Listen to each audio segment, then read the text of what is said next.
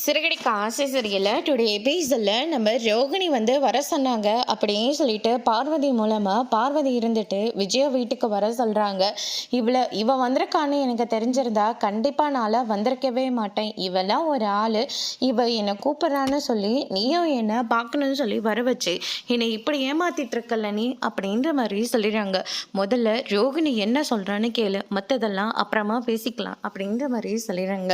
அதுக்கடுத்து தான் பார்த்தீங்கன்னா உங்ககிட்ட பேசணுன்றதுனால தான் நான் வர சொன்னேன். தயவு செஞ்சு நான் பேச வரதை கொஞ்சம் காது கொடுத்து கேளுங்க ஆண்டி அப்படின்ற மாதிரி சொல்கிறாங்க. நீ சொல்லி அதை நான் கேட்கணுமா? சரி, என்ன விஷயம்னு சொல்லு அப்படின்னு சொல்லிட்டு கேட்கவும், நான் மனோஜை கோர்ட்டுக்கு போகாமே நம்ம இங்கே பேசி முடிச்சுக்கலாம். அதே மாதிரி நான் உங்கள் பையனை வெளியே எடுத்ததுக்கான பணம் 5 லட்ச ரூபாய் கொடுத்தீங்கன்னா கண்டிப்பாக நான் டிவோர்ஸ் பேப்பரில் சைன் போட்டுடுறேன் அப்படின்ற மாதிரி சொல்லிடுறாங்க. அந்த 5 லட்ச ரூபாயை உன்னை நம்பியெல்லாம் என்னால் கொடுக்க முடியாது. அதனால் முதல்ல நீ டிவோர்ஸ் பேப்பரில் சைன் போடு, அதுக்கப்புறமா நீ கேட்ட பணத்தை நான் கொடுக்குறேன் அப்படின்ற மாதிரி சொல்லிடுறாங்க. உங்களையும் உங்கள் வீட்டாளுங்களையும் என்னால் நம்ப முடியாது. எனக்கு சேர வேண்டிய பணத்தை கொடுங்க, அதுக்கப்புறமா நான் டிவோர்ஸ் பேப்பரில் சைன் போடுறேன் அப்படின்ற மாதிரி சொல்லிடுறாங்க. யார் எங்கள் குடும்பத்தை நம்ப முடியாதாடி? கையில் குழந்தைய வச்சுக்கிட்டு எங்கள் எல்லாத்தையும் நீ ஏமாத்தினவ தானே, உன்னெல்லாம் செருப்பாலையும் அடிக்கணும்டி அப்படின்ற மாதிரி சொல்லிடுறாங்க. இங்கே பாருங்க ஆண்டி, நான் சொல்கிறத சொல்லிட்டேன்.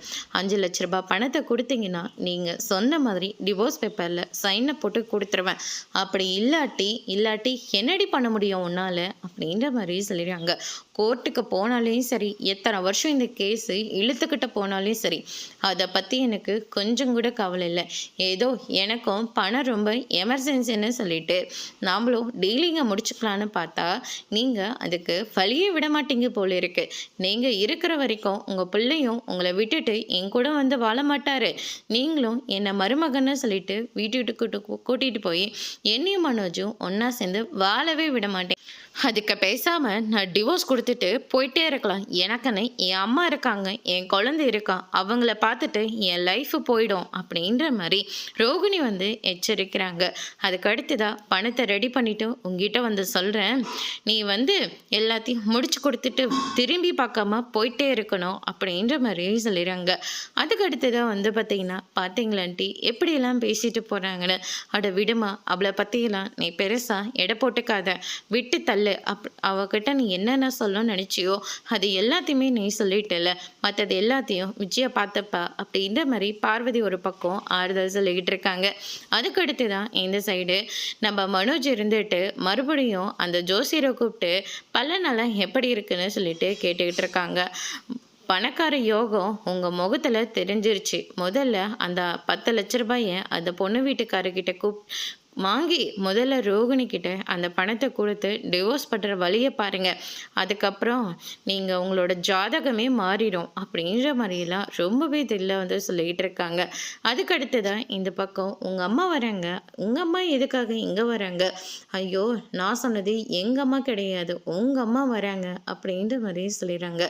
அதுக்கடுத்து தான் பார்த்தீங்கன்னா விஜயா வரதை பார்த்த உடனே, வாங்கம்மா என்னம்மா விஷயம், இவ்வளோ தூரம் வந்திருக்கீங்க அப்படின்னு சொல்லிட்டு கேட்கவும், உன்னை பார்த்து பேசிட்டு போலன்னு வந்தேன், என் பேரை கணிச்சு சொல்கிறாருல்லம்மா அது இவர் தான் அப்படின்ற மாதிரி சொல்லிடுறாங்க.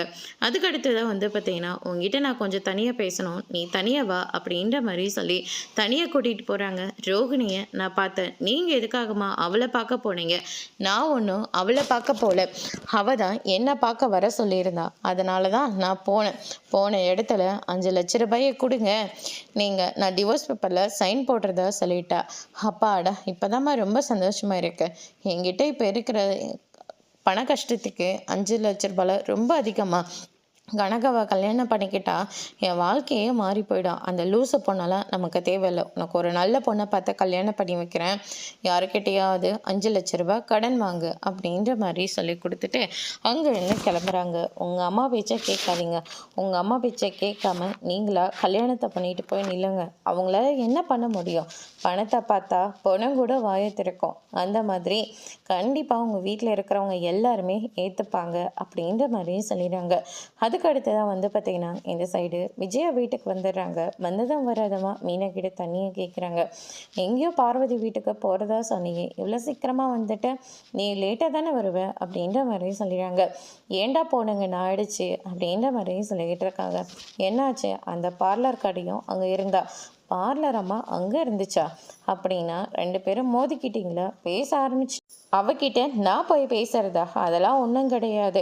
5 லட்ச ரூபா கொடுத்து மனோஜை வெளியே கொண்டு வந்தால, அதுக்கான பணத்தை தான் அவள் கேட்டுக்கிட்டு இருக்கா அப்படின்ற மாதிரியே சொல்லிடுறாங்க.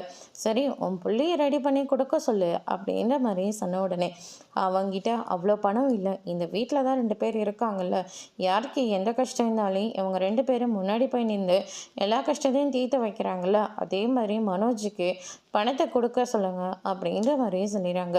இதை கேட்டோன்னே மொத்த பேரும் வந்து ஷாக் ஆகுறாங்க. ஆல்ரெடி மனோஜ் வாங்கின எல்லா கடத்தையும் முத்து தான் அடிச்சுக்கிட்டு இருக்கான்.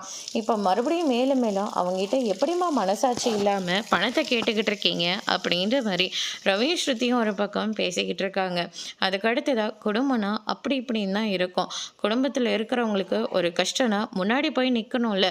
அன்னைக்கு ரவி கூட அவன் பங்குக்கு கொஞ்சமாக பணத்தை கொடுத்தான். உங்கள் பிள்ளை செல்ல பிள்ளைகிட்ட பணத்தை கொடுத்ததுக்கு அவன் என்ன மாதிரி வார்த்தையை சொன்னான்னு உங்கள் எல்லாருக்கும் ரொம்பவே நல்லா தெரியும். அப்படி இருந்தோம் ஏமா என்ன போய் இப்படியெல்லாம் கேட்டுக்கிட்டு இருக்கீங்க? இங்கே பாருமா, மாதத்துக்கு இவ்வளோதான் கார் ஓடி இருக்கு, இதை வச்சு நான் உங்களுக்கு சம்பளம் கொடுக்கணும், போனஸ் கொடுக்கணும், அது மட்டும் கிடையாது, டீசல் போடணும், இப்படி ஏகப்பட்ட செலவு இருக்குது. இதுக்கு நடுவில் அவனுக்கான பிரச்சனை வந்தால் மட்டும் நாங்கள் எல்லாரும் உங்கள் குடும்பமாக தெரியிறோம்ல அப்படின்னு சொல்லிட்டு நம்ம விஜய்கிட்ட முத்து வந்து சொல்லிக்கிட்டு இருக்காங்க. அண்ணாமலை இருந்துட்டு மனசாட்சி இல்லாமல் முத்துக்கிட்டேயும் மீனாக்கிட்டேயும் பணத்தை கேட்காத, அவங்க இன்னும் வாழ வேண்டியது நிறைய இருக்குது, கடனை தூக்கியா அவங்க கிட்ட கொடுக்கணும்னு நீ நினைக்காத அப்படின்ற மாதிரி அண்ணாமலையும் ஒரு பக்கம் சொல்லிக்கிட்டு இருக்காங்க. அதோட இன்னைக்கான எபிசோட் முடிச்சிருக்காங்க. இனி சிறுகடைக்கு ஆசை சரியில்லை, அடுத்தடுத்து என்னெல்லாம் நடக்க போகுதுன்றதை வெயிட் பண்ணி பார்க்கலாம். தேங்க்யூ.